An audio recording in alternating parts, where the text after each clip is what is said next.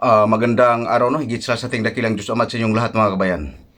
So mga kabayan, no, pag-usapan po natin ngayon, no, ang sinasabi ninyong ang Iglesia ni Kristo na itinayo, no, sa Israel. So mga kabayan, ang iglesia, upang maunawaan niyo ang iglesia itinayo ng Panginoong Hesus-Kristo, ito po yung tao, no. Ang ibig sabihin nito yung tao na ang tinayo ng iglesia, tao na matulungin at mawain sa kapwa, no, maka-Diyos, makatao, matulungin at mawain sa kapwa. Ito po yung iglesia na tinayo ng Panginoong Mesiyas, no?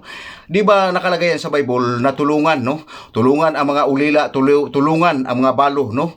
Ito po yung sinasabi, no, sa Bible, no? Pero ngunit nilagyan to ni Pablo ng limit age, no? Si Pablo po ay wala po talaga siya, di po siya talaga apostolis, no? Ginawa niya pong apostolis ang kanyang sarili, pero ang sinasabi ng Ama, hindi po talaga siya apostolis. Itong 12 lang po talaga ang apostolis, no? Upang manawaan niyo, ang tinayo ng Panginoong dakilang Diyos, no? Kaya ang sinasabi ng Ama, siya ang nagtayo nito, no? Yung sinasabi ng Panginoong Mesiyas, ito po ay sinasabi ng Ama ito, no? Si Panginoong Mesiyas lang kasi ang representative, no, dito sa mundong ito. Ang tinayo niyang iglesia, no, iglesia ng Diyos at maka-Diyos, makatao, matulungin at mauin sa kapwa, no.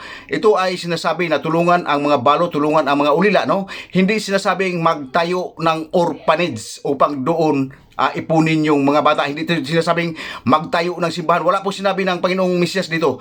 Ito upang maunawaan ninyo, mga kabayan, no. Ito upang maunawaan ninyo, dahil po ito sa sarili nyong interes, no, sa puso ninyo ay pera, no? Pera, no? Ay, real talk po talaga. Ang tinayo ng dakilang Diyos Ama na iglesia o na yung Panginoong Mesiyas ay iglesia ng Diyos, at ang tinayo niya pong iglesia, ito po yung maka-Diyos, makatao, matulungin at mauwain sa kapwa, no? Upang maunawaan niyo, uulitin ko, hindi sinabing magtayo ng simbahan at magtayo ng orphanage, no? Upang maunawaan ninyo, no? Ito. So, yun ang tinatayo, no, ng Mesiyas o ang dakilang Diyos Ama na iglesia, no, ng Diyos o iglesia ni Kristo. Ito po upang maunawaan po ninyo ito, no. So ngayon, mga kabayan, ang tinatayong templo, no, ang katawan ng tao, no, di ba sinasabi ng Panginoong Mesiyas, nagigibain ang templo, itatayo sa loob ng 3 araw. Ito po yung katawan ng tao, hindi po yung simbahan, upang unawaan ninyo, no. Lagi pong taliwas yung mga pag-iisip ninyo, no, dahil yan sa katalinuhan po ninyo, nililigaw kayo ng husto sa inyong katalinuhan. Upang unawaan ninyo, lahat itong religion, lahat, walang pinipili, no. Pero nakasentro dito ang iglesia kasi pinanindigan lang sila ang tinayo ng Kristo, no. Hindi po yung katotohanan.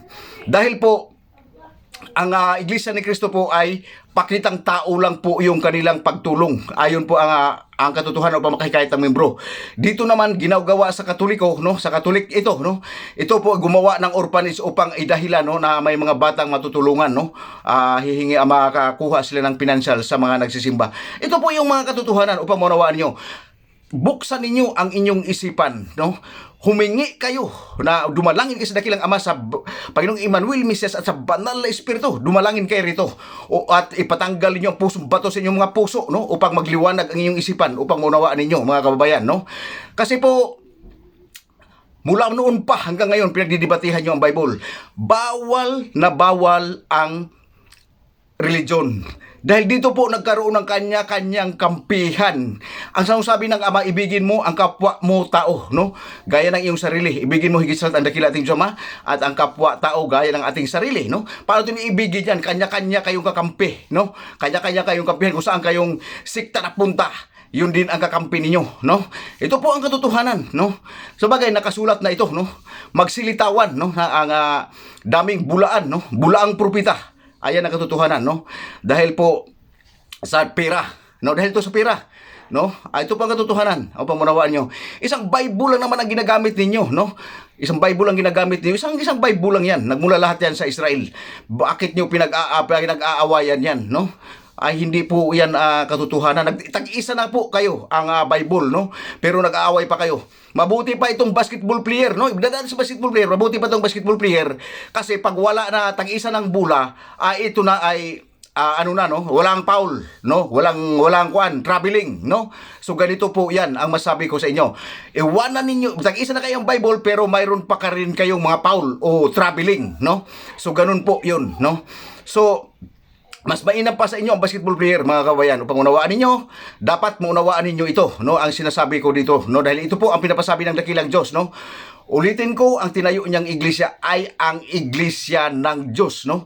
At iglesia ang iglesia ni ang iglesia ng dakilang Diyos at ang iglesia ni Kristo, no. Ito po yung matulungin at mawain sa kapwa, no. Maka-Diyos, makatao, matulungin. Ito po upang maunawaan ninyo, no. So, ngayon, uulitin ko, sabihin ko sa inyo, no, kaya baka makalimutan nyo naman, ito po yung templong itinayo, no? Kasi kung hindi po yun giniba ng Panginoong Mesiyas ang templong sinasabi niya, no, na gibain niya ang templong ito at itatayo niya sa loob ng 3 araw, hindi siya mamamatay, no? Kung iyon ang paniniwala niyo na mamatay ang Mesiyas, pero sa akin hindi namatay ang Mesiyas. Kasi yun ang sinasabi ng Ama, hindi pa natubos ang salibutan ito. Hindi pa natubos ang salibutan ito. Ayon po ang katotohanan. Dahil ang pagtubos at pagliligtas iisa lang po, isang salita lang po ito. Ito po yung masabi ko sa inyo, no? Kung yun ang pinaniwalaan ninyo na namatay ang Mesiyas dahil po sa pagtubos sa kasalanan, ay hindi po yun. Hindi po yun kat hindi po yun totoo. Pero sa sabi ng Mesiyas, no? Kung niwala kayo sa sabi niya na gibain niyo ang templo ito, itatayo ko sa loob ng 3 araw. Namatay man sa dito o hindi, nakatayo, no? Binago niya ang templo, no? At sa tao na templo, di ba sinasabi, dumalangin kayo araw-araw. Hindi sinasabing magsimba kayo araw-araw, no? Walang simbahan na pinatayo, wala po talaga. Upang unawaan ninyo, wala sa Bible yan na magtayo ng simbahan, wala po, no?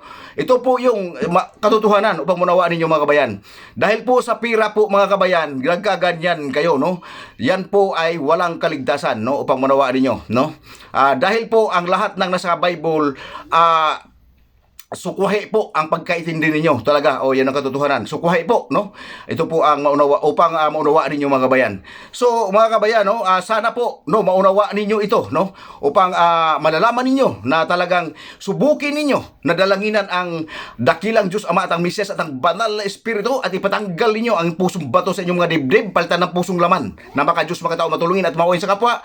Magliliwanag ang inyong isip upang unawaan ninyo, no? Matauhan kayo rito pag ito ang gagawin ninyo. Dumalangin kayo sa 3, ito, maniwala kayo sa akin, matauhan kayo rito. At makikita nyo ang katotohanan sa Biblia. Diyan nyo na makikita upang munawaan nyo, mga kabayan. So, hanggang dito na, no, magandang umaga, higit sa ating dakilang Diyos Ama at sa inyong lahat, mga kabayan.